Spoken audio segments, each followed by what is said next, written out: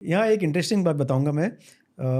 Diabetes जब इस 1970 1980 के समय ब्लड टेस्ट शुरू हुए थे, उसके पहले बहुत ज़्यादा ब्लड टेस्ट नहीं थे, यूरिन टेस्ट होती थी। यूरिन में स्ट्रिप डाला और शुगर, उसमें शुगर प्लस आया तो बोला डायबिटीज़ है। उसके भी पहले जब यूरिन टेस्ट नहीं थे, पता है डॉक्टर कैसे डायग्नोस करते थे डायबिटीज़ कैसे है? कि भाई जब भी आप जहाँ पेशाब करते हैं टॉयलेट में, वहाँ अगर चींटियाँ दिखी, वो डायबिटीज़ है। क्योंकि पेशाब में चीनी है। पेशाब में शुगर है, चींटियाँ आएंगी और उनको तो मीठा लगेगा। और वैसे तो मेरे एक पेशेंट हैं, उन्होंने देखा कि जब भी सुबह वो टॉयलेट में जाती हैं तो उनको चींटियाँ दिखती हैं। और फिर पता लगाया उन्होंने घर में कि रात में कौन टॉयलेट कर रहा है, कौन पेशाब जा रहा है। उनका 18-19 साल का बेटा था, वो रात को पेशाब करने जाता था 2-3 बार। तो मेरे पास आए, लॉकडाउन का समय था, वो लड़का क्रिकेट खेलता था। लॉकडाउन में ऑफकोर्स हम सब घर में कैद हो गए, तो क्रिकेट उनका बंद हो गया।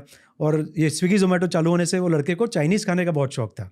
तो वो रोज़ रात को 10-11 बजे चाइनीज़ खाना मंगा के खाता था और फिर रात को पढ़ाई करता था या जो भी टीवी देखता था। तो पेशाब 1-2 बार करता होगा। मॉर्निंग में मदर ने नोट किया कि भाई चींटियाँ हैं, उनको स्ट्राइक किया कि भाई इनका शुगर का टेस्ट करना चाहिए। वो लड़के को शुगर आ गया।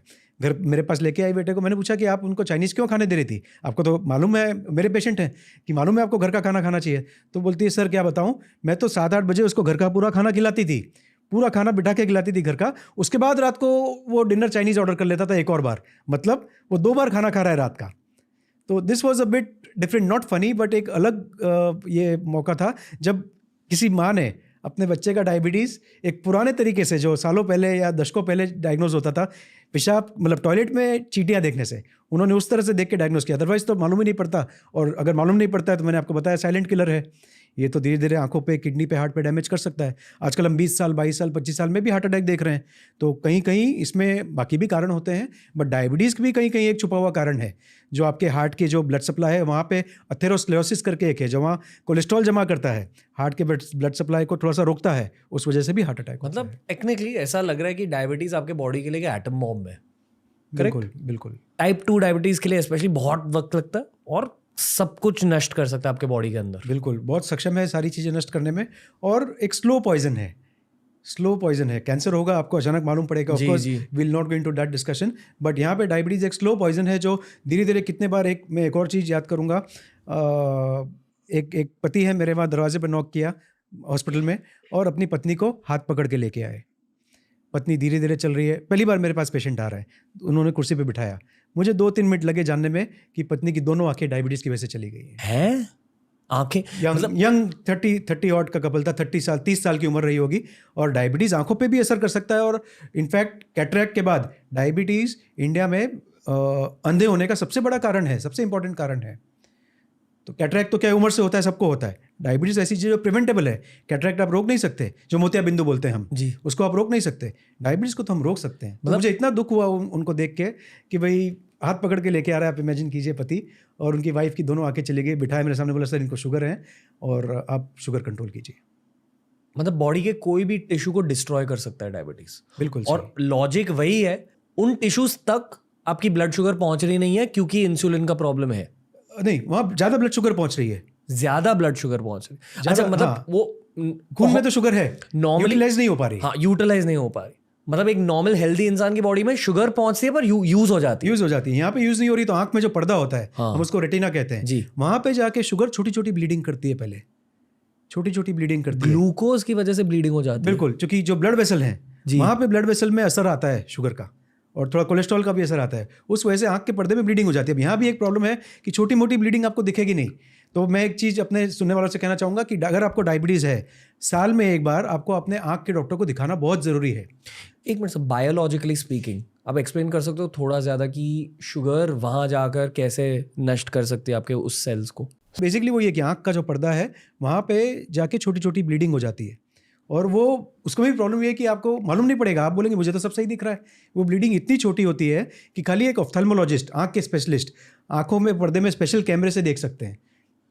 इसलिए कितने पेशेंट को मैं बोलता हूँ कि भाई आपको आंख के डॉक्टर को दिखाना है साल में एक बार। बोलेंगे सर सब सही तो दिख रहा है, आप क्यों भेज रहे हो? कारण ये है कि बिकॉज अर्ली स्टेज में, शुरुआती तौर पे आपको बिल्कुल सिम्टम्स नहीं आएंगे। तो हर पेशेंट को साल में एक बार आंख की जांच कराना जरूरी है। पर ये फिर ऐसे क्यों होता है कि आपने जिंदगी भर बॉडी का ख्याल रखा है, आप एक्सरसाइज कर रहे हो, सडनली थोड़ी एक्सरसाइज कम कर दी तो डायबिटीज हो गया? मैं पेशेंट्स को ये बताता हूँ कि आपकी शुगर तो बढ़ने के लिए तैयार बैठी है, किसी की आप भी जरा body में। भी, हाँ, आप जरा भी ढील दे दो, आप 1 महीने की ढील दे दो।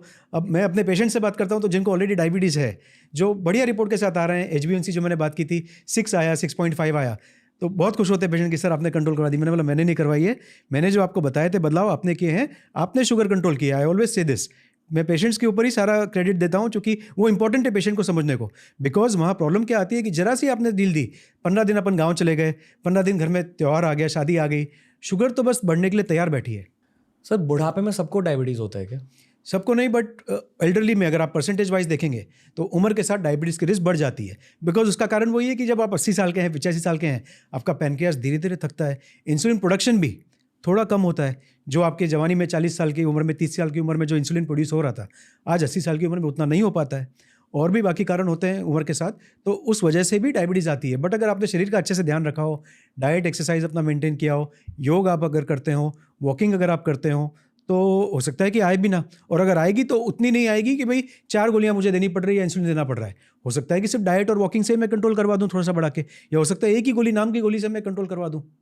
तो वो इंपॉर्टेंट है, क्योंकि डाइट और एक्सरसाइज पे से विश्वास नहीं उठना चाहिए, वही आपका सहारा है। जो बूढ़े पेशेंट्स आते हैं आपके पास, उनमें मतलब अगर आप भारत के सारे एल्डरली लोगों को स्टडी करें, जी, कुछ लोग होंगे जिनको डायबिटीज हो चुकी है और कुछ लोग होंगे जिनको डायबिटीज नहीं हो चुकी है, फर्क क्या होता है दोनों में? ऐसे कुछ प्रिडिक्ट नहीं कर सकते? नहीं प्रेडिक्ट नहीं कर सकते इसमें। जेनेटिक फैक्टर्स भी होते होंगे। जेनेटिक फैक्टर्स, कहाँ आप रह रहे हैं, स्ट्रेस, अच्छा, पॉल्यूशन। जी आजकल कोविड के बाद भी कुछ पेशेंट्स में कोविड के बाद डायबिटीज़ देखा गया है, तो स्टडीज़ अभी भी चल रही हैं। बट कोविड वायरस भी, कोरोना वायरस जो था, उसका भी कुछ आया है कि भाई पैनक्रियास पे असर कर रहा है और मॉडिफाई कर रहा है। एक एस रिसेप्टर करके होता है वहाँ, वो अटैच होके इंसुलिन प्रोडक्शन को मॉडिफाई कर रहा है। जी इसकी स्टडीज़ अभी भी चालू है। बट कारण बहुत सारे हैं। स्ट्रेस उसमें से एक है, नींद उसमें से एक और इंपॉर्टेंट चीज़ है। मैं यहाँ कहना चाहूँगा, अगर आप अच्छे से 7 से 8 घंटे अगर आप सो रहे हैं, तो आप खुद पे एक बहुत बड़ा फेवर कर रहे हैं, अपने लिए बहुत अच्छी बात कर रहे हैं। बिकॉज कम सोने से भी डायबिटीज़ की रिस्क बढ़ती है। जितने भी मेडिकल कॉन्वर्सेशंस हो रहे हैं ना, चाहे वो कैंसर डॉक्टर के साथ हो, स्किन डॉक्टर के साथ, आपके साथ, जिससे भी बात करिए, यही सेम फैक्टर्स निकल के आते हैं। नींद, खाना पीना, एक्सरसाइज, एक्टिविटी, यही है। ये लाइफस्टाइल है। लाइफस्टाइल एक शब्द है, बट उसके अंदर यही सारी चीज़ें आ रही हैं। अगर आप इन सब का ध्यान रखेंगे तो आप सोचिए, स्किन आपकी अच्छी रहेगी, कैंसर की रिस्क कम रहेगी, शुगर, BP, कोलेस्ट्रॉल, हार्ट, ये सारी चीज़ें आपकी हेल्दी रहेंगी।